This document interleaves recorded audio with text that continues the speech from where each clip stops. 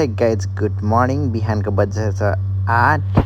तपाईहरुलाई वेलकम छ हाम्रो भिडियोमा देख्न सक्नुहुन्छ म चाहिँ कागती टिप्दैछु एकदमै रसिलो हसिलो मेरो दिदीको घरमा आको अनि एकदमै कागती फलेको रहेछ र मलाई चाहिँ कागती खाने मन भयो गर्मीमा अनि पुरा कागतीमा कतिको रस छ हालेर यस्तो हेरेको पानी निकालेर अनि पानीमा धुए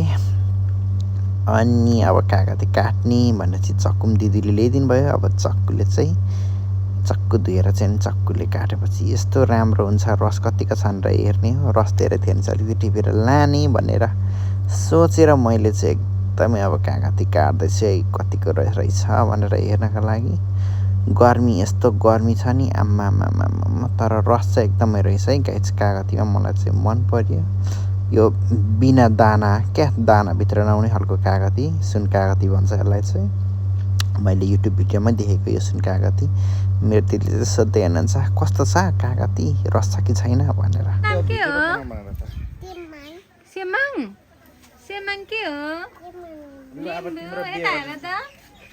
कति राम्रो हो अनि टु गर्देऊ त स्माइल गर्देऊ नभयो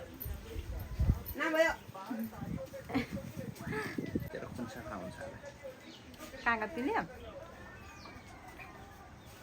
हजुर अमिले छ टिप्नु भयो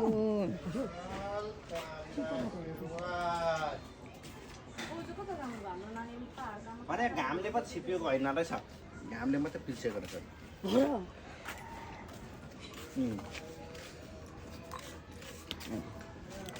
खाऊ बा खाऊ